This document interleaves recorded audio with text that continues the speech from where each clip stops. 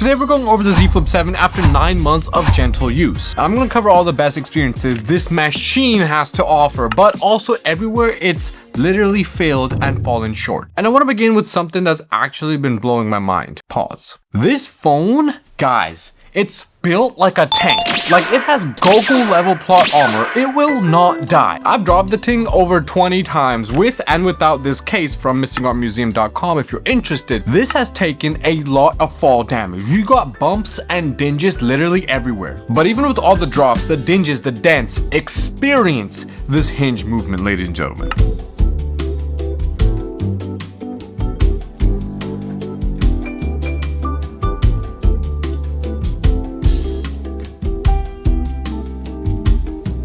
Oh yeah. The flipping is as smooth as day one, and that's the most insane thing. No crunching noises from the hinge, absolutely no bubbles in the screen protector. The crease is literally virtually unchanged, and I've just got to hand it to the Zflip in the build department because every other flip I've had on this channel, we had hinge issues. Crunches, crinkles, air bubbles, bloating battery, we had it all. The Flip 7 has seriously outdone itself in terms of build quality. No issues in the build. 9 months later, guys, that's insane. But there's one thing that we have to get out of the way, guys. There's one thing I have to clear up, before we talk about battery and all the new awesome, insane updates. Guys, look, these are my unbiased, honest opinions. I am not sponsored. I would say yes in a heartbeat. So please smash that subscribe button. It really helps out this channel and it's free. And also, guys, if you like the video, hit the like button. If you dislike the video, go ahead, hit the dislike button. But wait, you also have to write a 3-paragraph essay in the comment section telling me exactly how I can improve. It's not, it's the rule. I don't make the rule, it's just the rule. Okay, so now that I've talked and glazed the build quality, let's talk about one issue. Honestly, this issue I can't come over. I tried all the hacks and everything. This issue might actually be a deal breaker. The battery, it's garbage. Wait, let me restate that. The battery degradation after 9 months of use is garbage. Recently, I've decided to build some abs and realized I could get a maximum of 12. To help me out, I decided to buy a super cheap smartwatch. This is the CMF Watch 3 by Nothing. It's nice, it's cheap, tracks my workout. It has, everything I kind of need. And most importantly, it connects to my phone via Bluetooth. I kid you not, guys. With this connection, having my smartwatch connected to my phone via Bluetooth, the phone will not last me 5 hours. Guys, it went to 0 in 5 hours. I woke up, I linked my watch so I could start tracking my steps. My phone died by the afternoon. Dead. So wait. What is happening? Why is that happening? Is it the watch's fault? Well, first, take a look at this. These are damaged battery cells in my phone currently. I did this same battery health diagnostic 3 months ago, and back then it only had 6 damaged cells. That's some massive damage over the past 3 months of very light usage, like actually because I've been testing out a ton of other new devices. Look, this battery will be able to get you all day use out of the phone if you're a squirrel or something. The biggest and most noticeable issue that I have is with standby. This phone will literally go straight to 0 from 30% after just sitting on the table for 5 or 6 hours, like not even being used, just sitting there. So if I ever charge this up and I leave it alone, like I'm testing other devices, every single time I come back to my main phone, it's dead and I have to recharge it again. In fact, I charged this device up to 100% before I started this review. And at the end of this review, I'm going to show you exactly how much juice is left. You're going to see it. You're going to see how bad it is. You're going to be able to see the results. And the thing is, it wasn't this bad. Back when I first got this phone, I talked about it. We did a whole day in the life. I took it out, to school and everything, and it wasn't this bad. It's noticeably gotten worse. So my point is, carry a charge bank. And also, guys, seriously, comment down below. Comment down below if you're having similar issues, because all these months later, the Reddits have kind of dried out. People aren't talking about this phone anymore, so that's why I kind of wanted to put this out there. But let me know in the comment section, are you having issues with the battery, or are you noticing battery degradation? Do the diagnostic, do the battery health diagnostic. There's one from Samsung, and there's other third-party apps you can use as well to kind of cross-test and get a second opinion. Do those and see where your battery health is at. Or guys, if you want me to go to the Samsung repair shop and get the battery checked out, because if y'all want the official Samsung verdict, Let me know in the comments and I'm gonna document that saga in another video. You gotta tell me though.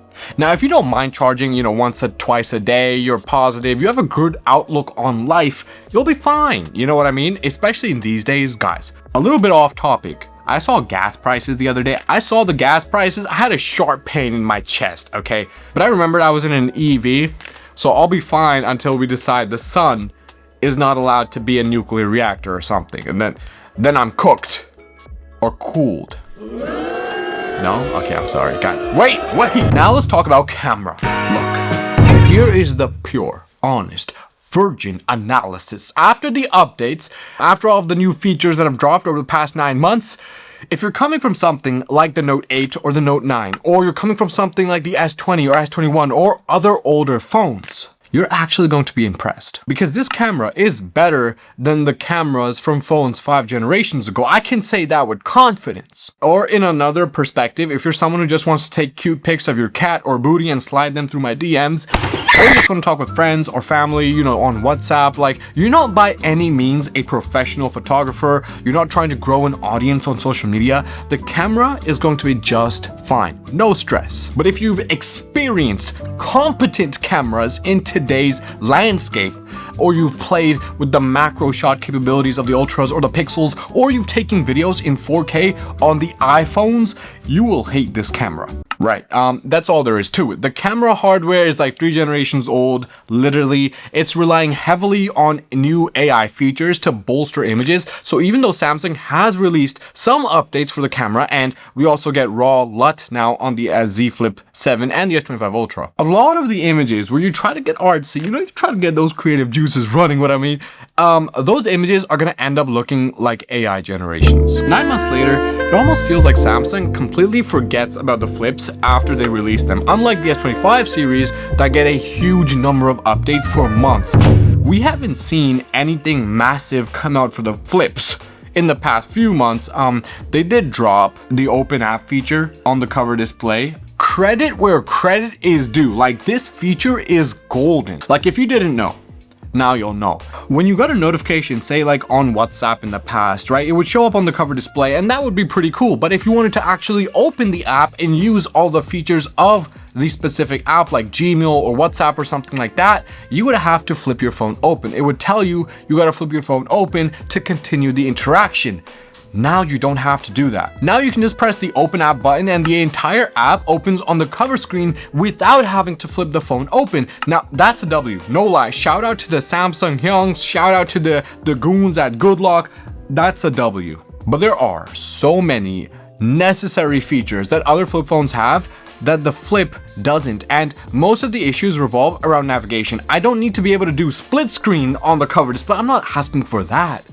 But I do want to be able to easily navigate between apps. There is literally no way for you to navigate between open apps.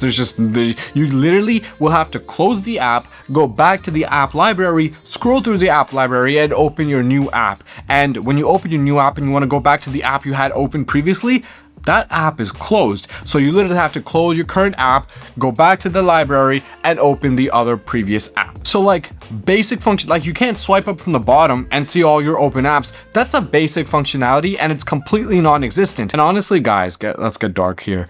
This is the monologue. Okay, guys, I think this is the honest monologue. I think Samsung is missing the big picture with the flips. Okay, this phone's hallmark feature is the outer display, obviously, and it's massive and big. Great, thank you.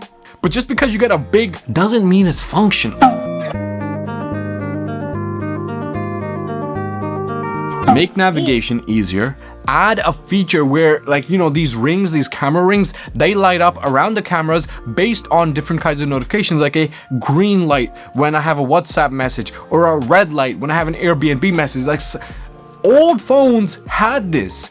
These aren't difficult things to do, and if Samsung showcased basic efforts to improve and work on like these little details like they did with being able to open apps fully on the cover display right from the notifications menu, that would go such a long way to make up for the shit battery and camera. Like, there's nobody talking about this stuff. Nobody's talking about like little details that they could keep on improving, and literally how far that would go for the people who are fans of this phone. Like, actually, another idea, guys, free ideas for Samsung HINGE. If you're somebody who's trying to be productive. You're trying to reproduce one day. I haven't been able to find a single note-taking app that I can use on the cover display. Now, I know that you can't use the S Pen on the cover display. All right, that's fine. You know, that's maybe a little bit too advanced. I mean, where are you going to keep the S Pen anyway? This is all about portability. I'm not asking for an S Pen. I'm asking for a simple app where I can just click the button, have a widget on the cover display. Look, there's widgets, right? You got the audio, you got all kinds of widgets. How about a widget where I can record audio? Like, so I come up with an idea, I remember something, I record the widget transcribes what I thought about into text, and it displays it on the cover display, on this display right here. Basic, simple, non-existent. Until now. No, I'm kidding. I've never coded a day in my life. I have a neuroscience degree, so I can tell you when your brain is active. Basically, as long as you're active, do with that knowledge what you will. It took me 4 years and a lot of money. Also, aside from basic features, because we're here, I might as well do it all because like nobody else is talking about this, but like features like the fingerprint scanner or the facial unlock are garbage. First, the facial unlock is legitimately worthless. There's literally a higher chance of me catching an STD from gooning over the Dark Magician Girl card than this facial unlock working. It sucks. I have a chart. And when the fingerprint reader, the scanner thing on this corner does eventually work, great, now you can do stuff. It does work. The fingerprint reader or the scanner is the only thing I use. The facial unlock is literally worthless. I don't know why it sucks. It is levels below the S25. So it's like Samsung can make it better. I just don't like, there's cameras. You have the main cameras on the outer display. Why don't you make the facial unlock better?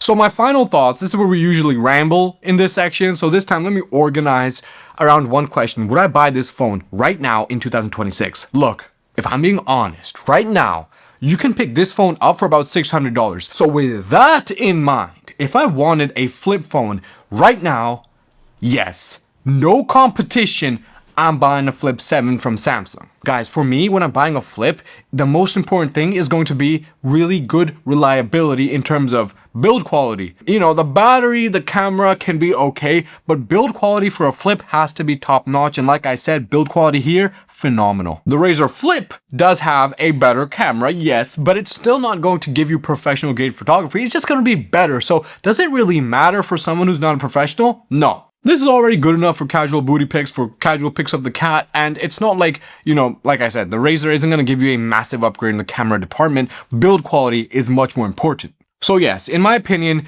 the Z Flip 7 is the best flip you can buy hands down, especially for $600. If you have a Z Flip 6 or older, now might be a good time to upgrade. But if you're not sold on flipping phones and you're open to options, like, honestly, guys, from the bottom of my heart, an S24 Ultra or an S25 Ultra at a massive discount right now, guys, if you can get the Ultras, you get more trade-in value, you get more battery, and you get more reliability. But you won't be able to see me on the flip side. No? Alright. Okay. Y'all like the new set, guys? It took, I'm recording a video. This is my first video after like 2 months off. Like the last videos you saw, I recorded them months ago. Okay, those were just like getting edited and stuff. So yeah, I don't know how I did. I hope I did good. I hope I had the energy. We'll see. I'm gonna see you in the next one though. Take it easy. Peace out.